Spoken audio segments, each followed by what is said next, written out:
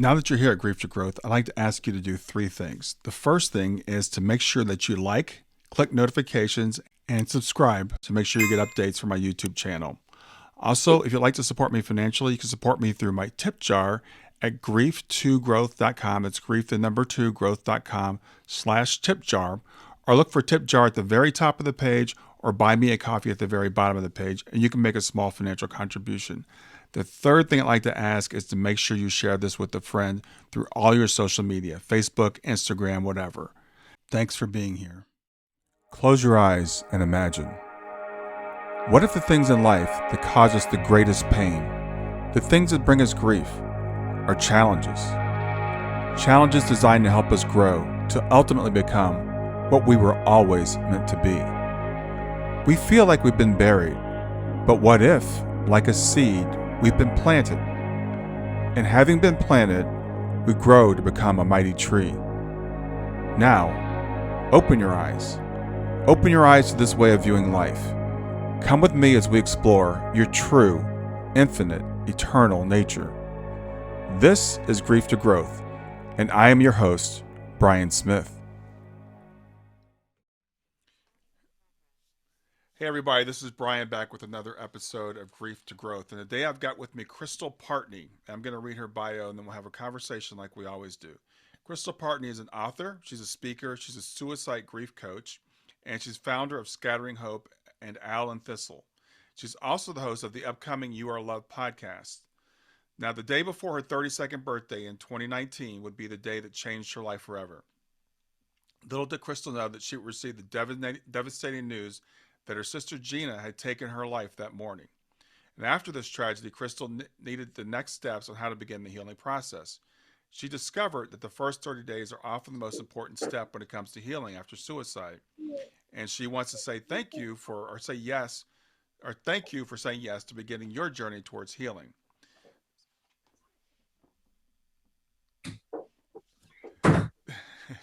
So with that, I want to introduce Crystal Partney. Thank you, Brian. I'm so glad to be on. Thanks for having me. Yeah, it's good to have you here. I know suicide is a sensitive subject. It's a tough subject. I work with a lot of people who have are survivors of people who have taken their lives. Even the language around it, we have to be very careful with the language that we use. So I want to let everybody know that we're going to, we want to talk about this subject though because it's a subject that I don't think talk about enough, and it's kind of hidden away. So first, I'd like to ask you about your sister Gina. Tell me about Gina.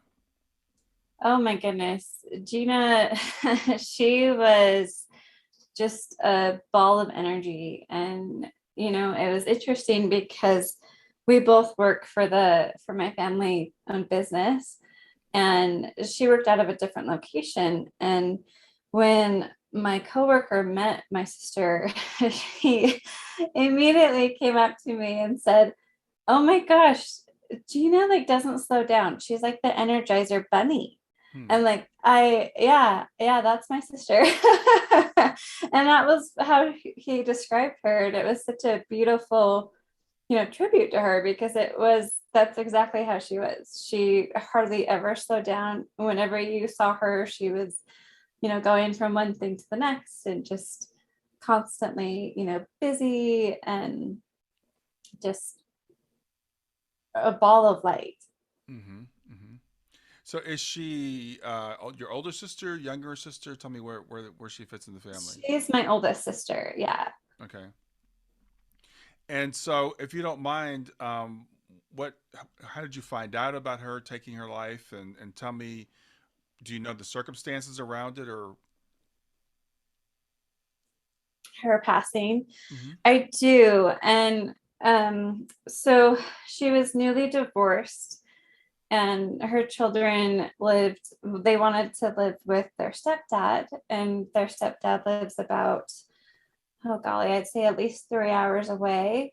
Mm-hmm. So it was really hard on my sister to watch her transition from being married for over, 20 plus years to being newly single and Mm-hmm. having children that were in their teenage years, and not having them be with her, not having them be around her on a daily basis was really, really hard for her. And so when she was making that transition to being newly single and divorced, she came to live at my parents' house, and she was just struggling.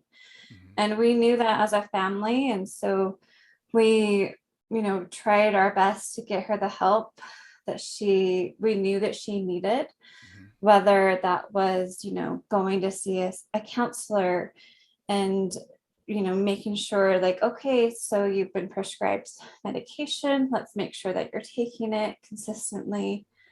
And we really thought as as a family, we really thought we were turning a corner, that she was turning a corner, Mhm. and that we got to see glimpses of her old self.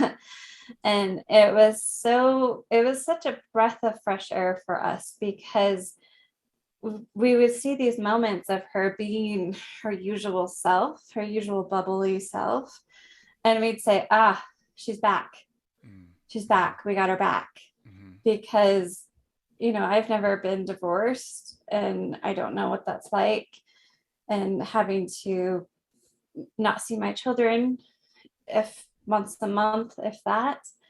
And I just knew the turmoil that my sister was in, and that was really what I would say, conspired her to take her life. At the end Mhm. of the day, it was that longing to have that love in her life. And it wasn't from us as a family, as her siblings, as, my mom, or even, my dad passed away, but even from someone like my dad, it wasn't that.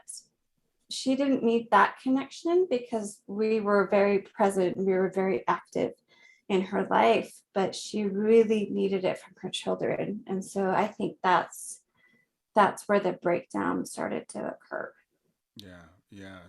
So when you got the news of your sister's passing, how did you react to that? How did you take that? I know one of the things you said in the information you sent me earlier, and we read it in the bio, is that the first 30 days are really important on that healing journey. So what were the first 30 days like for you? And did you discover this during that time, or was it afterwards that you discovered how important that time was?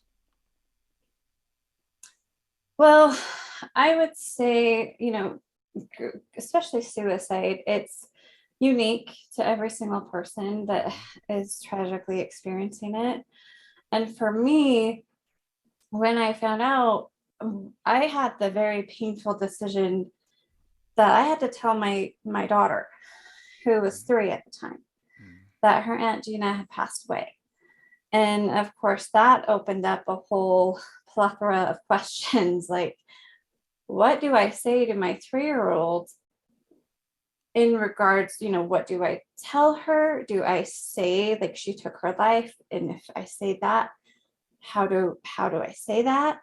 And being in a very open and transparent way, but also recognizing the fact that she was 3. And Right, so right. I couldn't just, say what I really wanted to say and be open, as opposed to, some of my, cousin or some of my nieces and nephews who are older Mm-hmm. and they're in their teenage years. So I'll just share with you the morning that I had to tell my daughter. And it was actually a really beautiful story. But so my daughter, she was noticing that I was crying a lot. And if you have children, especially as young as 3, they pick up on things. Mm-hmm. And I didn't think she noticed. Quite honestly, I thought, oh, she's not noticing this change, this tragedy, she hasn't picked up on it yet. Well, I was in the bathroom, and then she came into the bathroom, and she kind of blindsided me, because she just said, "Mommy, why are you crying?" And I said, "Well, honey, I'm sad." And she goes, "Why?" And then I decided, okay, I need to tell her. Mm-hmm. I can't keep this from her. And so I told her, I said, honey, I'm really sorry, but Aunt Gina has died. And she looked up at me and said, but mommy, why? Mhm. And I said, in the most lovingly and honest way that I could, I just told her, I don't know. I said, I don't know, honey. I just know that she was really sad. Mhm. And then it was so beautiful because she got really quiet and then she started to smile. And I was like, wait a minute. I just told you that your Aunt Gina has died Mhm. and now you're smiling. And so I said, honey, why are you smiling? And she says, well, does that mean that she's with Grandpa Lanny? That's my dad. And I said, yeah, she's with Grandpa Lanny. Wow. And she said, okay. And she ran out of the bathroom. Wow. Wow. And it was in that moment that I realized that everything was going to be okay.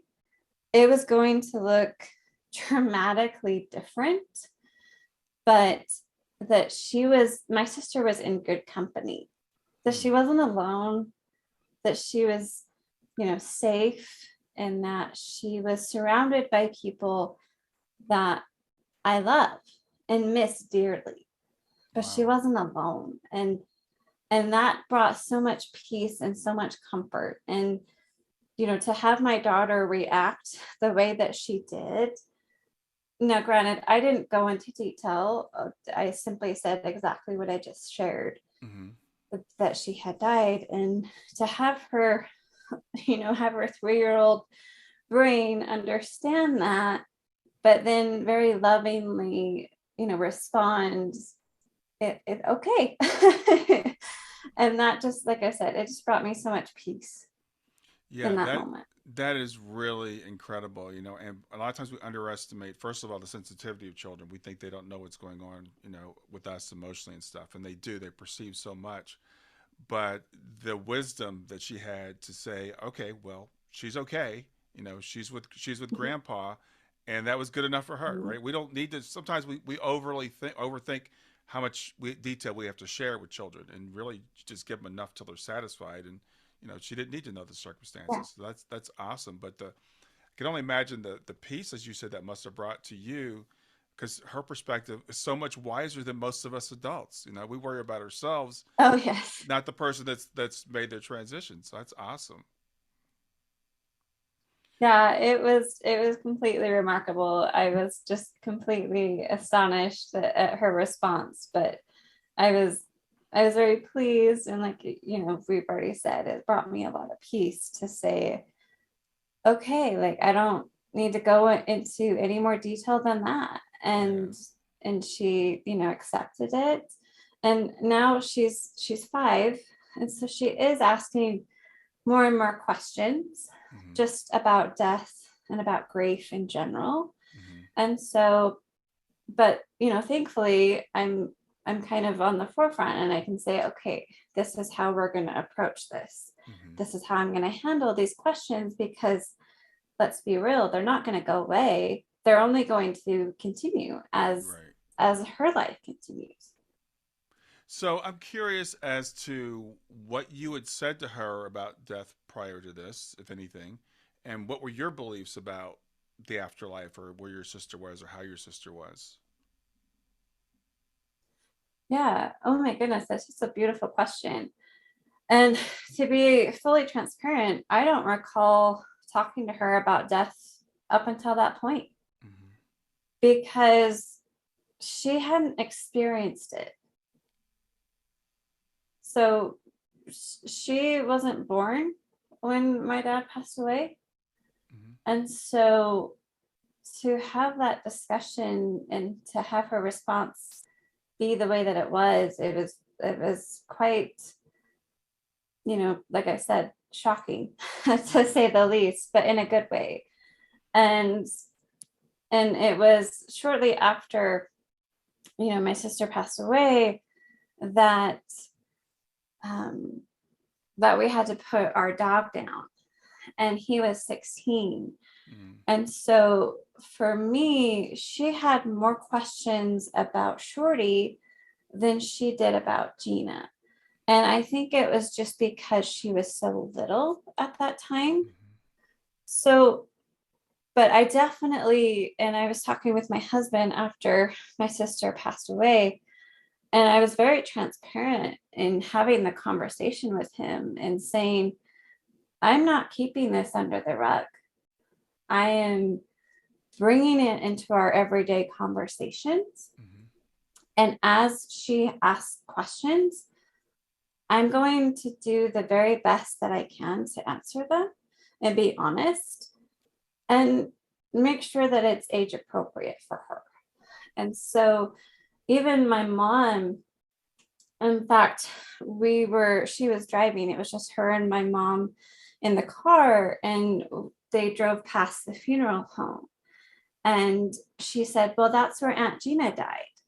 Hmm. And my mom was kind of startled by it. She goes, yeah, yeah, that's right. And that was the extent of the conversation. Like it didn't go any further than that. But I remember my mom sharing that with Mm-hmm. me. And it's again, it was so astonishing to see that, because and to hear that from her, because in my mind, it's like, did she really understand what was going on? Could she conceptualize what was going on at that time?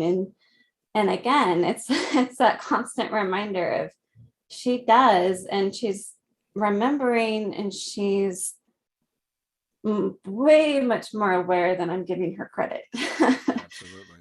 But I do find ways to remember my sister and my dad and Shorty, and like I have pictures of them all over the house, and she can ask me questions. And for my sister's birthday, we go out and we get her favorite ice cream, and so she knows that ice cream is Aunt Gina's favorite. And so Mm-hmm. I find these little moments to really just embrace the beauty of it, and Yeah. not, because it's so easy for me and for everybody that's experienced a loss to suicide to just be like, nope, it didn't happen, it didn't occur, we're not going to talk about it. But like I was sharing earlier, I really talked it over with my husband and said, I'm not hiding this. Mm-hmm. I can't, because in like going back to the experience of having to first tell her, it was in that moment that I realized something so profound. And that is that she was going to look back whenever she experiences a tragedy in her life. She was going to look back at that moment and ask herself, well, how did mom handle it?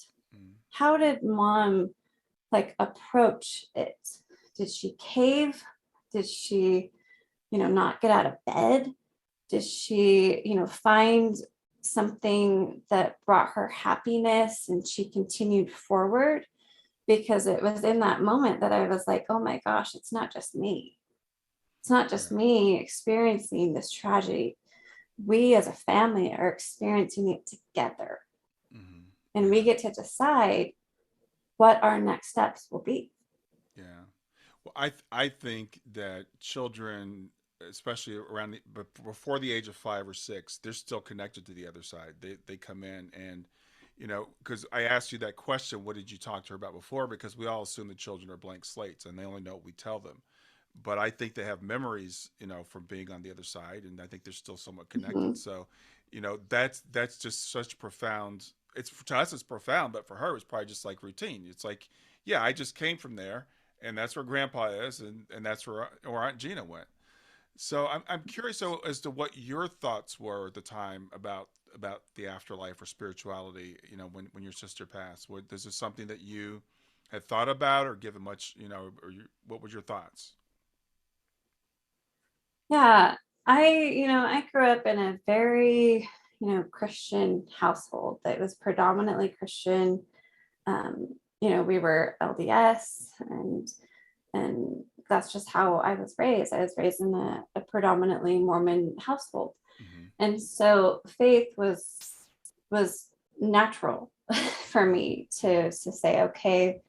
And my husband was the complete opposite. He didn't grow up having a really, I guess, strong and bold faith. He just knew that he would see his loved ones again.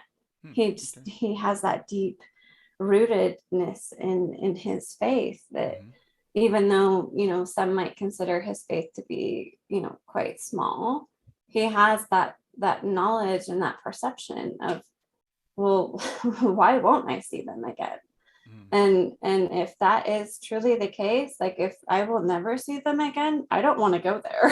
You know what I mean? Like Mm-hmm. it's like, oh, well, in that case, I don't want to go there, because if that means that I can't see them again, I mean, I can't think of a greater hell than that, Mm-hmm. and personally. But Mm-hmm. to be quite honest, Brian, it shook my faith, because it just, remembering the events that led up to my sister's death, and then having experienced her death, it really just was like, okay, if all of these events still occurred, and yet my sister still passed away, she still took her life, why? And so the $1 million question is why. Mm-hmm.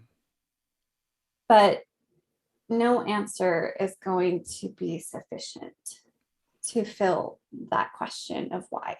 Right. And it doesn't matter, she did leave a letter, but even then we were still like, yes, that made sense to you, but we want you. We don't want this piece of paper explaining. We just Mm-hmm. want you back. Yeah. Well, what you said is very common. We have a faith, a religion, and then when something like this happens, something so tragic, something so close, it does shake our faith. And sometimes, people will actually even get angry at God. It's like, well, why did you let this happen? So I think that's a very common occurrence when something that's just so out of left field or out of order, or it just doesn't seem, it's not the same thing as when like your grandmother passes away or something. So it causes us to question, everything. So I think your response is actually very, very normal.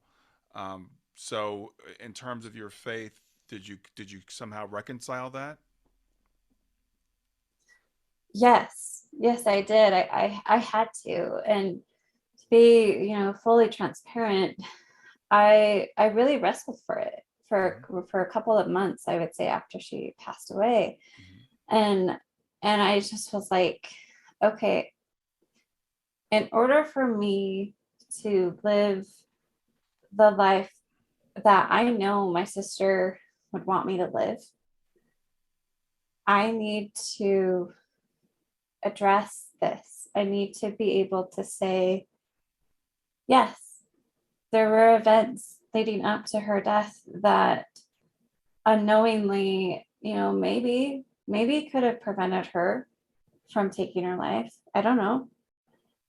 But again, I was reminded of my daughter and her words of just innocence, of saying she's with dad, she's with grandpa.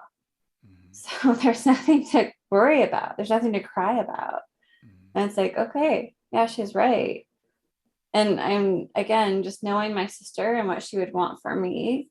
She wouldn't want me to just, like, I keep using the word cave, but she wouldn't want me to just settle and Mm-hmm. just be like, this is the new normal. It is a new normal, but I don't have to stay here.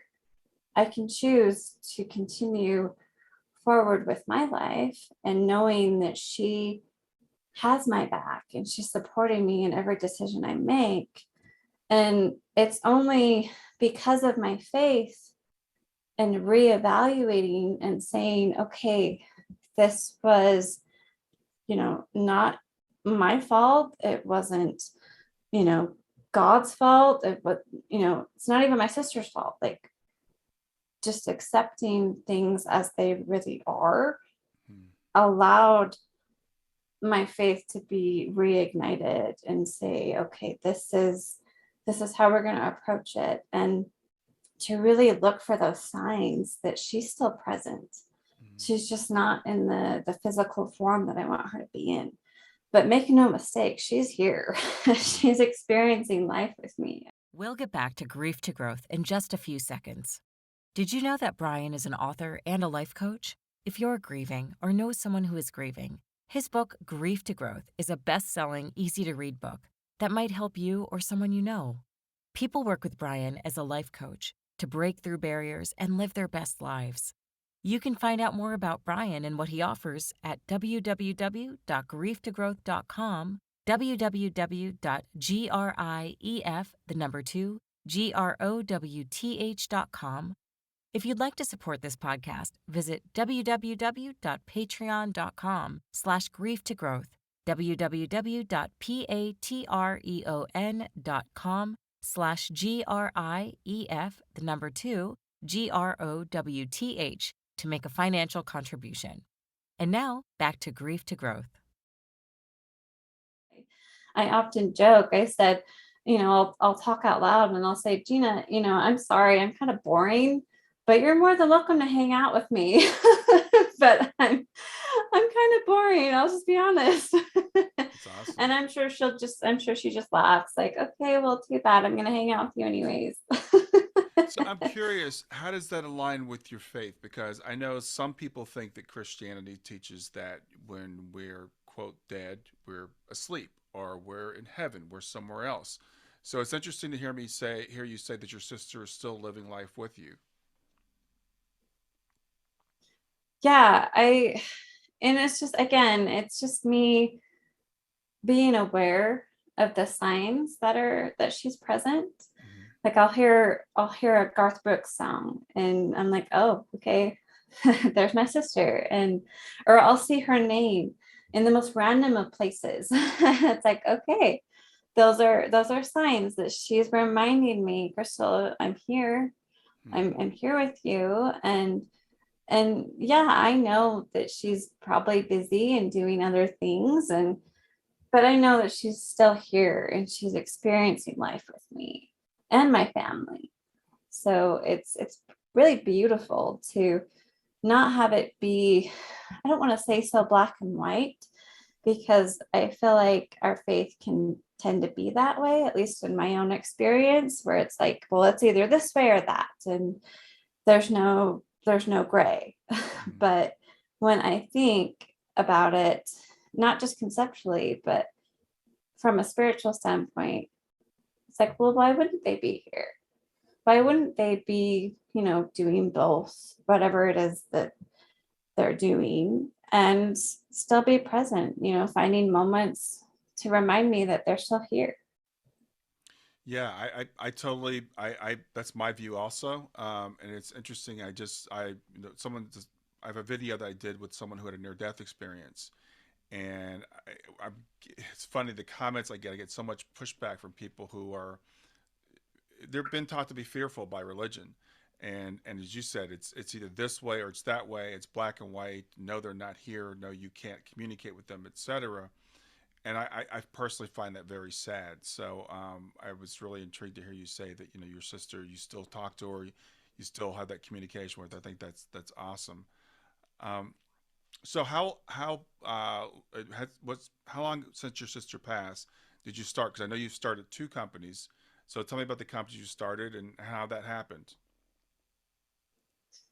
Yeah, well, after my sister died, it was about a month later. I was graduating college, and that in itself was a victory in my book, because I was in my senior year and I was left with a decision: do I graduate or do I not? And I just told myself, okay, what would my sister want? Well, she would absolutely want me to still graduate. And even though at that point, grades really didn't matter, because I was like, I just need to graduate. And I had the full support of my professors, and I'm so grateful for them that Mm-hmm. they were, encouraging me, and they shared, I had one professor that actually shared with me uh, very sweet story, she said, of another student, very similar to me in the sense that she had, lost a sibling to suicide, but that it broke her heart as a professor to have to give this student a failing grade because she never returned. And she shared very openly with me that she didn't want that for me. And I said, okay, I appreciate it. Thank you for telling me, but I'm finishing. And there was that just strong conviction in me that I'm like, I just need to finish. I've worked so hard up until this point, the sleepless nights and the blood, sweat, and tears and on all of it. So I just need to finish. And so when I did, I finally graduated. And I told myself after that I was going to take a year off and just heal, whatever that looked like, because I didn't know what the heck that looked like. I'm like, I don't know how to do this. I mean, yes, I did it for my dad, but this is different. This is just naturally different for me. To lose my sister and to lose my sister in that way, it was just completely different for me. And so in that year's time span, I kept getting this download from my sister that I can only say it was her, because she just kept coming and she just wouldn't be quiet. She just kept saying, Crystal, I want you to help other families that are going through a similar situation like we're experiencing right now. And I remember sitting there kind of arguing with her. I was like, but Gina, I don't know how to do this. I don't know how to be a coach. I don't know how to do anything like this. And she's like, it's okay. Just do it. Yeah. So I'm like, okay. And again, it circles back to my faith and saying, I don't know the how, but something tells me I wasn't meant to know the how. It was a matter of me just simply saying yes and stepping forward and saying, okay, if this is the dream and the mission that you've placed on my heart, well, I have to accept that and say, okay, I don't know what it's going to look like, but yes, I'll do it. Yeah. Cool. You answered the call. So tell me about Scattering Hope. What is Scattering Hope? What do you offer to people? Yeah, so Scattering Hope helps families heal after losing a loved one to suicide. And we offer just a variety of different things. Like you mentioned earlier, I offer grief coaching. I offer a subscription box that is monthly, that includes different items that really reflect me and how I began to heal on a monthly basis. And then I also I've written a 30-day journal that walks somebody through the first 30 days after losing a loved one to suicide. And I wanted it to become something a tool that someone can use, that even if it's been past the 30 days, if they're just wanting to simply start the healing process, to be able to pick up the journal and just know, like, okay, for these next 30 days, regardless of what month it is, regardless of what day it is, we're just going to take one day at a time and begin to process and heal. And so that illustrates just a very simplistic, very bite-sized pieces to how you can begin to process your grief. And so that is what Scattering Hope is all about, and helping families begin to heal after their own tragedy to suicide. And the sister company, really in my sister's memory, is called Owl and Thistle, and it focuses on suicide prevention. And it again offers a subscription box for those people that are struggling. And I really wanted it to be able to touch the people in our family, to say, hey, I see you and I see the struggles you're going through, but I love you. And to just remind them that they are loved and they're not alone.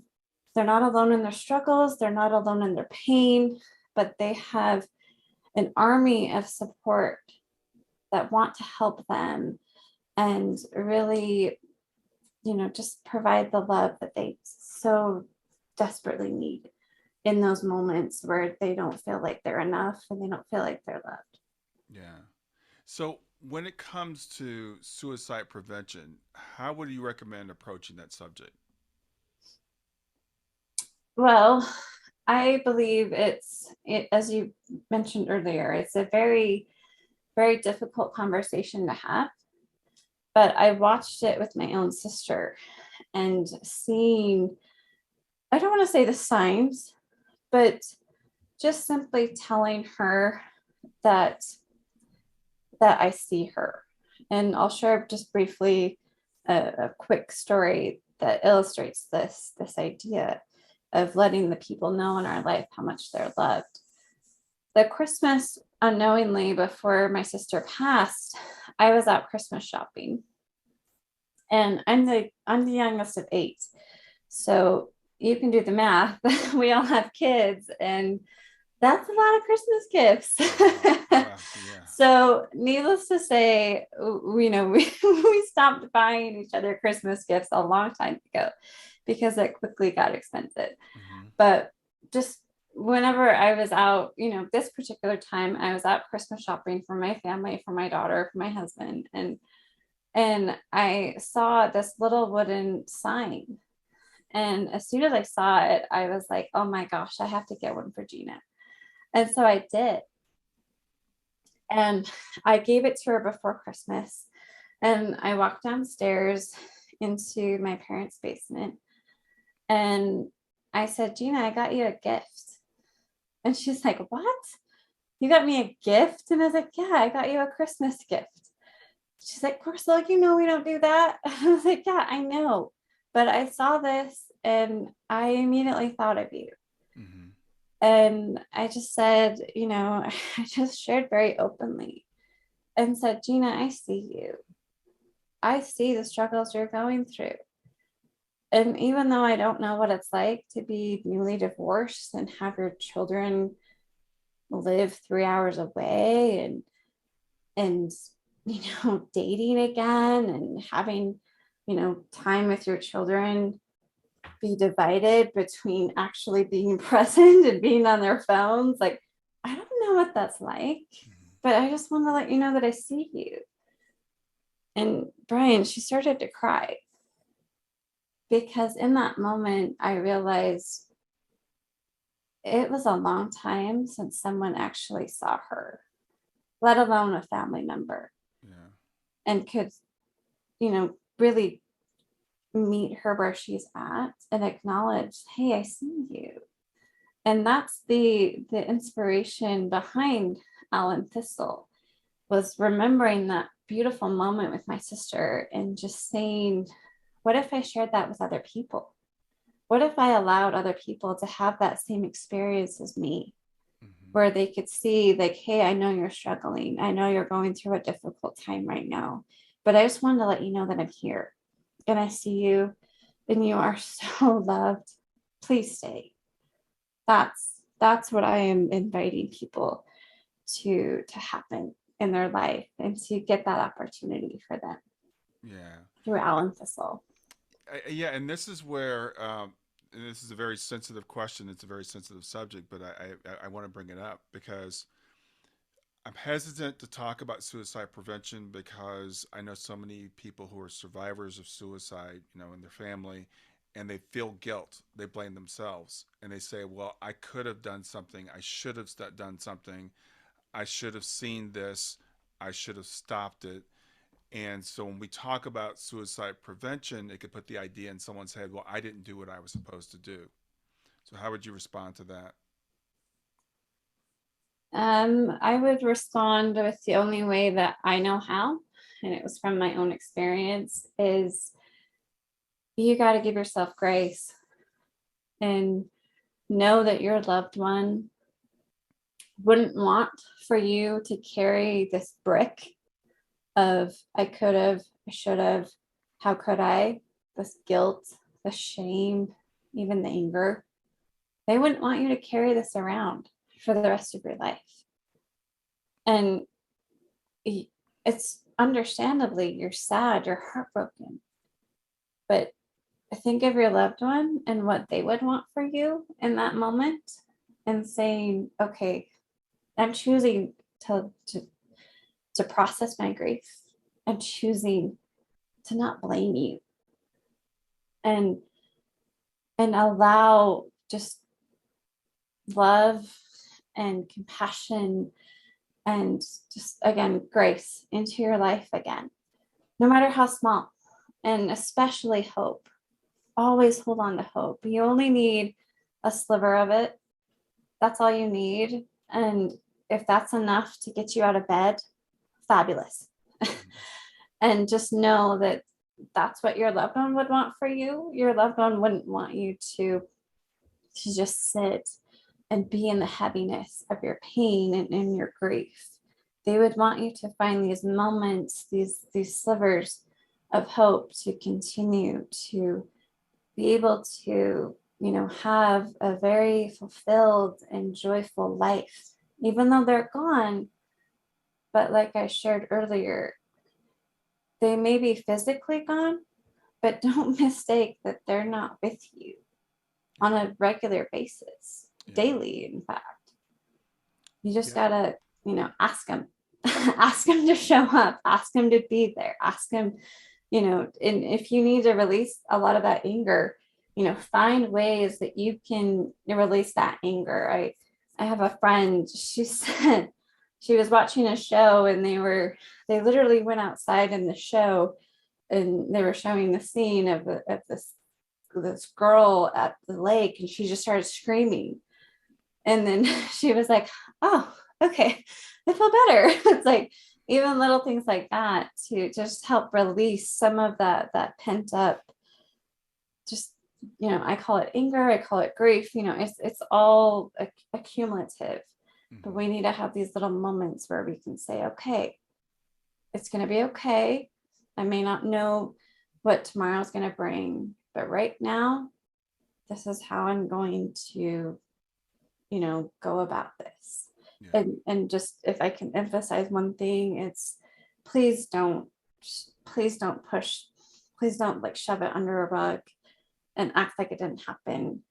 And just finding these daily, whatever it is for you, whether that's journaling or screaming or whatever it is, just finding these little moments where you can slowly begin to heal is key. Yeah, I think that was beautifully said, and I'm glad that you answered that way, because I do find a lot of times people that frustration, the will be turned within. The anger will be turned within, and we'll blame ourselves for the actions of someone else. And we think like I should have, I have control over the situation.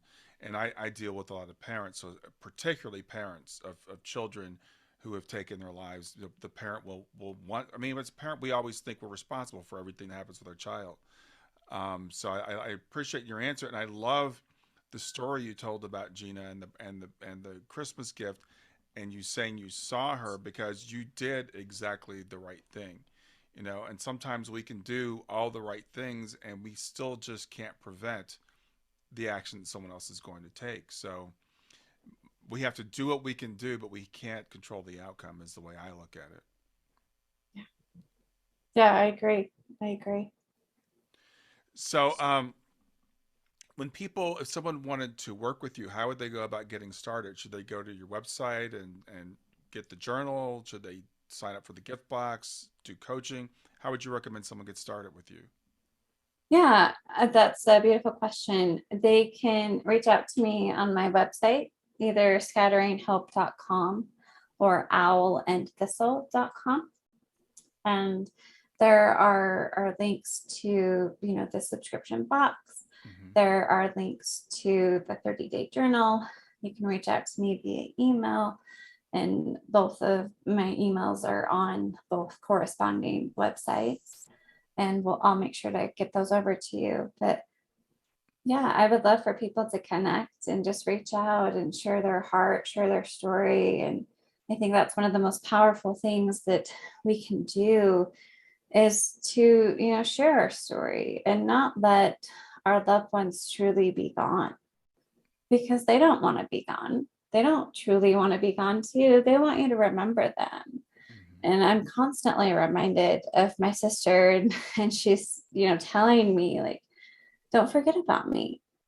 Don't forget about me. Like, find ways to remember me, and, laugh and smile and continue with your life. But please don't forget about me.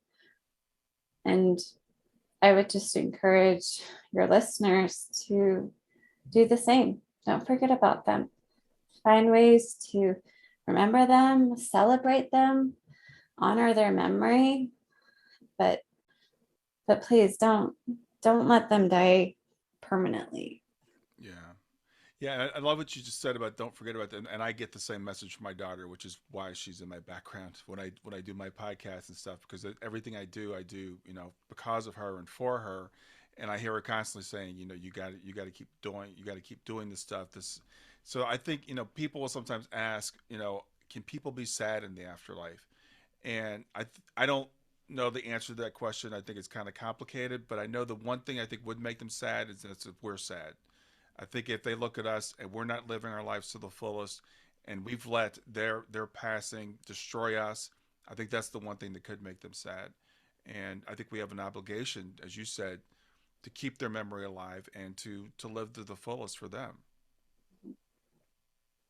Yeah, I couldn't agree more. So, any final thoughts you want to give before we wrap up today?